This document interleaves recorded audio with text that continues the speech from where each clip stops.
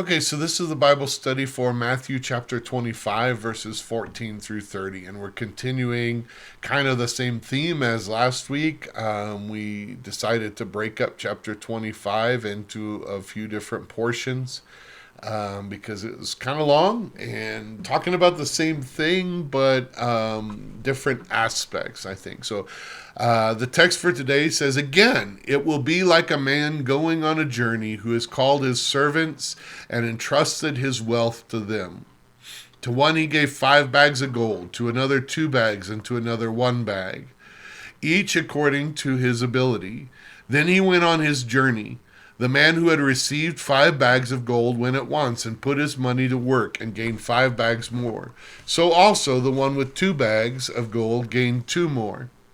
But the man who had received 1 bag went off, dug a hole in the ground, and hid his master's money. After a long time, the master of those servants returned and settled accounts with them. The man who had received 5 bags of gold brought the other 5. Master, he said, you entrusted me with 5 bags of gold. See, I have gained 5 more. His master replied, Well done, good and faithful servant. You have been faithful with a few things. I will put you in charge of many things. Come and share your master's happiness. The man with 2 bags of gold also came. Master, he said, you entrusted me with 2 bags of gold. See, I have gained 2 more. His master replied, Well done, good and faithful servant. You have been faithful with a few things. I will put you in charge of many things. Come and share your master's happiness. Then the man who had received 1 bag of gold came. Master, he said, I knew that you are a hard man, harvesting where you have not sown and gathering where you have not scattered seed. So I was afraid and went out and hid your gold in the ground. See, here is what belongs to you. His master replied, You wicked, lazy servant. So you know that I harvest where I have not sown and gather where I have not scattered seed? Well, then, you should have put my money on deposit with the bankers so that when I returned, I would have received it back with interest. So take the bag of gold from him and give it to the one who has 10 bags. For whoever has will be given more, and they will have an abundance. Whoever does not have, what they have will be taken from them, and throw that worthless servant outside into the darkness where there will be weeping and gnashing of teeth. So remember that you can download PDF copies of this Bible study at www.abqnaz.org/alive so that you can follow along with us as we study this text. Number 1 says, What did we talk about last week in 25, 1 through 13? At that time. So yes, remember that the disciples, they had just left talking to the Pharisees, and the outside of the temple, the Pharisees said, look at these buildings, aren't they beautiful? And really just kind of, I don't know if they were feeling awkward and they wanted to celebrate, change the subject, whatever. But Jesus said, not one of those stones will be left on another in those buildings. And they said, wow, when is this going to happen? And so that began, their assumption was that was at the end times. So they began talking to Jesus about that. So then Jesus explains to them what will happen at the end times, start talking to them about the signs of the end, and then we get into, starting last week, the parables that say, at that time, the kingdom of heaven will be like. So this is what it's going to be like. The kingdom of heaven, this is how the kingdom of heaven operates and what's going to happen in the kingdom of heaven at that time. Therefore, keep watch, because you do not know the day or the hour. And obviously, I've skipped over a bunch of stuff, but we started out talking about the servant that was supposed to care for his fellow servants, but instead his master was a long time in coming. So he started to beat his servants, and he didn't feed them. And so then his master came back when he didn't expect, and found him not doing what the master said. So therefore, keep watch because you don't know when he's coming back, is the way the story kind of ended. Number 2, what does Jesus say in 25:14 and 15? So that's now. Now what does he say again? So in other words, he's still talking about the same thing, and he's going to tell you another thing that the kingdom of heaven is like. Every metaphor only goes so far. So he told one story that said this is what it's going to be like, and that told us some aspects of what the return will be like. But then he's saying again it will be like A and B there, and he's giving us another metaphor for what it'll be like. C, a man going on a journey who called his servants and entrusted his wealth to them. So I'll just say, in both situations, the master goes on a journey, but the master will be returning.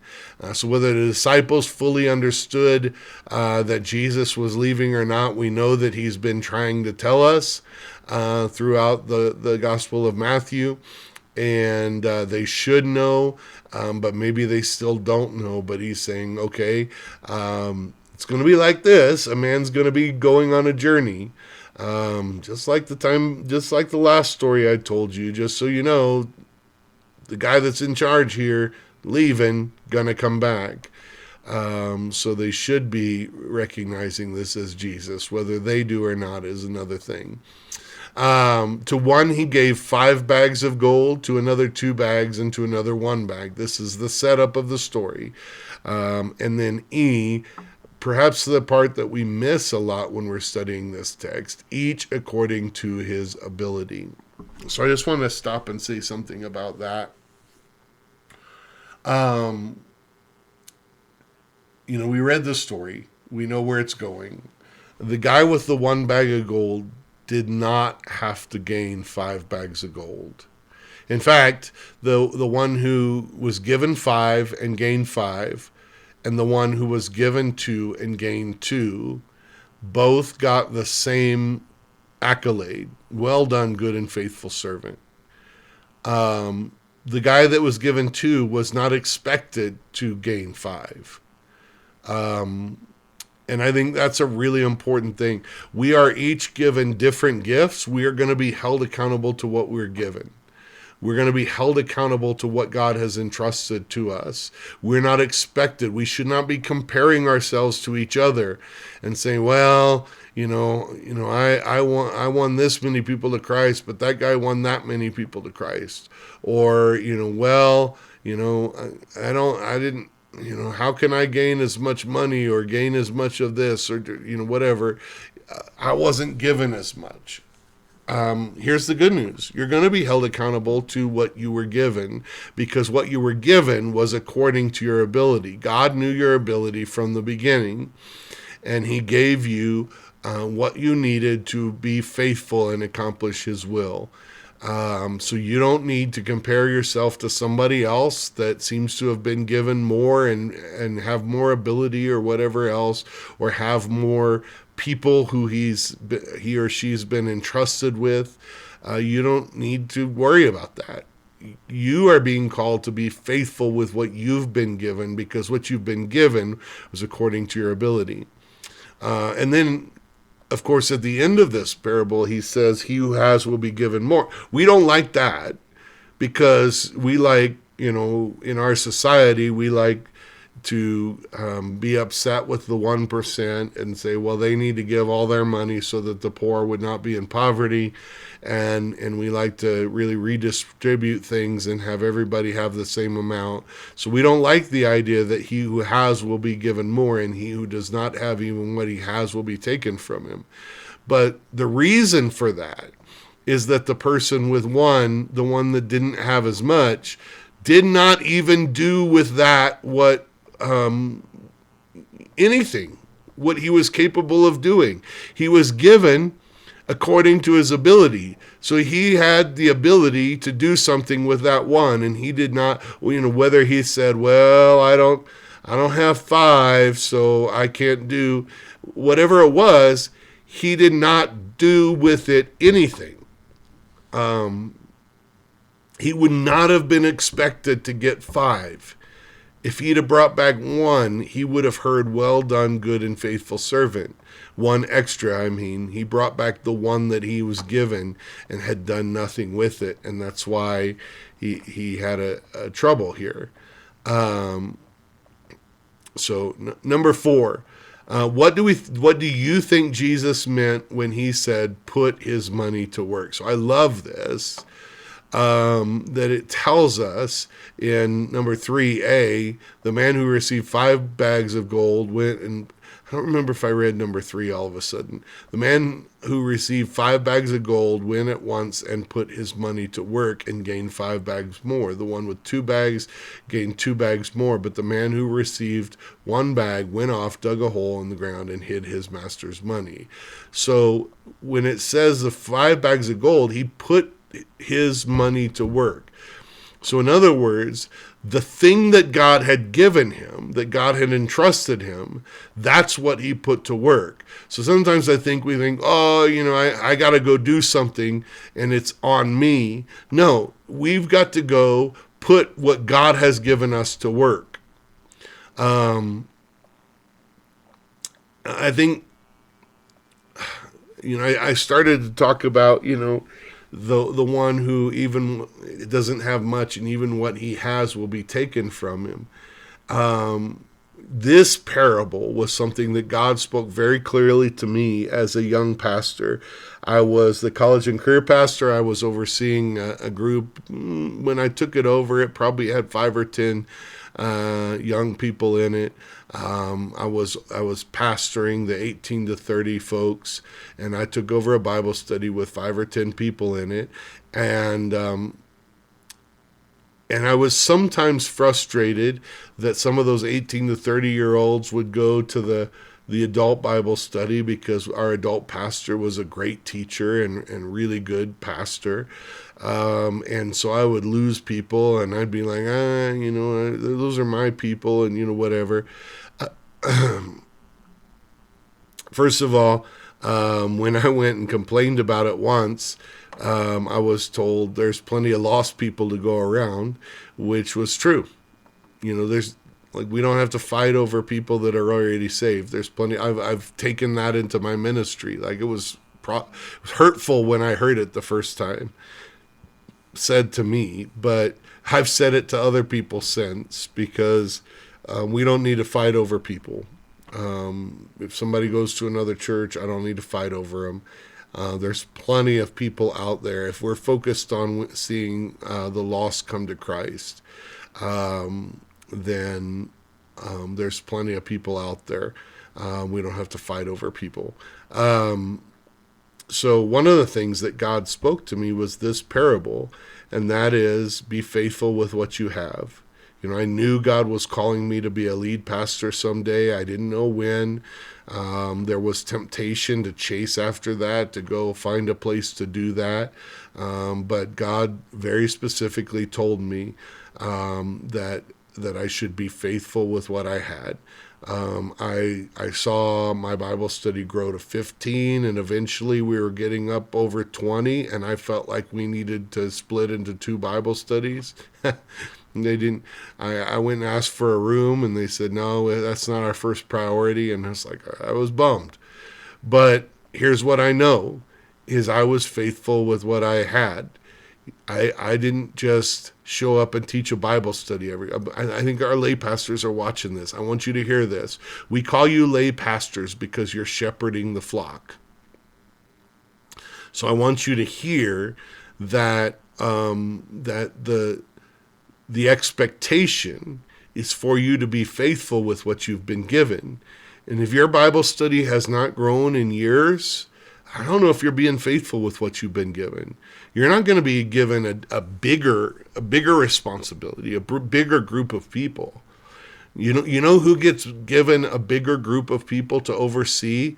The people that took a small group of people and were faithful with it and grew them, not only individually, spiritually, discipled them, but also started seeing people come to Christ and their church. If your church is just a little Bible study, your church grew because you were faithful. And for me, My church grew. When I was the pastor of the college and career group, we outgrew our room. The people that were in my ministry became leaders of the church, and ultimately, God saw fit, and in our church saw fit to call me as the pastor when our pastor left. And I don't believe that's because of some special thing that I had or did, but I can tell you that I believe I was faithful with what I had been given. And the scripture says, he who has will be given more. And so anytime, I've been the pastor of Sandia now for a decade and a half. And there have been times where I thought, oh, I'd love to pastor a bigger church, or this or that, or oversee more people. I've since decided that that's not as exciting as I thought it was originally, but here's what I've heard over and over again from God: be faithful with what you've been given. And so I may never get a chance to oversee more people or have influence that's greater than what I have right now. I'm fine with that. But God is telling me to be faithful with what I've been given. And so this parable is really important to me. So he put his money to work. He put what God had given him to work. The second part, what do you think the money represents? He's talking about money, obviously. Well, no. He is talking about money is one of the things that God has given us. But he's talking about whatever God has given us. This is a metaphor for the gifts that God has given us. So it is not just about money at all. So what is God giving? Well, God's given me abilities. The ability to, I believe I've got a prophetic gift, the ability to declare his truth. He's given me the ability to sing and musical abilities. He's given me, what is an amazing gift is the opportunity to influence a group of people that God cherishes so deeply. The church here at Sandia, that is a precious gift. It's what I'm doing with that gift that matters. What is put to work in the story, and therefore who is responsible for the increase. So what God's gifts have been put to work.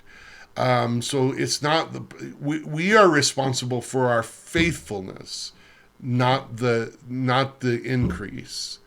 We're responsible for our faithfulness, not the increase. God is responsible for the increase when we put what he has given us to work. Number 5, what happened when the master returned, according to 25:19 through 27? The man who was entrusted with 5 and gained 5. To the man who was entrusted with 5 and gained 5, the master said, well done, good and faithful servant. You have been faithful with a few things. I will put you in charge of many things. Come share your master's happiness. Yes. To the man who was entrusted with 2 bags and gained 2, the master said the same thing. And we already talked about that.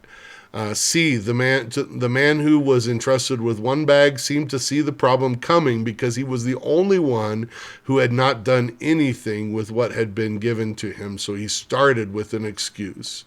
That's amazing. He's watched the guy with 5 and the guy with 2 come back and show their increase, and he had nothing to show. And so he sees it coming. He says, I knew that you were a hard man. The man essentially blamed the master and called him a hard man. So he said, the problem was you, and I was afraid of you. So because I was afraid of you and how you would treat me and so he didn't trust in the master, first of all. And he didn't do the master, the master told him he could have gained interest on deposit without any work. So he said, "You wicked and lazy servant, throw that worthless servant outside into the darkness where there will be weeping and gnashing of teeth." So he was afraid. He didn't think he had the ability. Remember, he was given the one bag according to his ability. So he had the ability to manage one bag. Maybe not 5 bags, but he had the ability to manage one bag. But because of his fear, he didn't even put what God had given him to work. Instead, he went and hid it and didn't receive anything. At least if it had been on deposit, he would have got interest back. But he got nothing because he did nothing. Out of fear, out of whatever the problem was, he needed to understand he had the ability and God gave him what he needed, but he didn't do anything with it. Number 6, how does this relate to the last story? Are we still talking about end times? Yes. So the last story was about being ready. So 5 virgins, 5 virgins. We talked about the 10 virgins in the last story, and it was all about being ready. Okay, this story helps us understand what it looks like to be ready. Being faithful with what God has given you is part of what it means to be ready. So, are we faithful with what God has given us? We're not going to be held to the standard of everybody else. We're going to be held to the standard of faithfulness.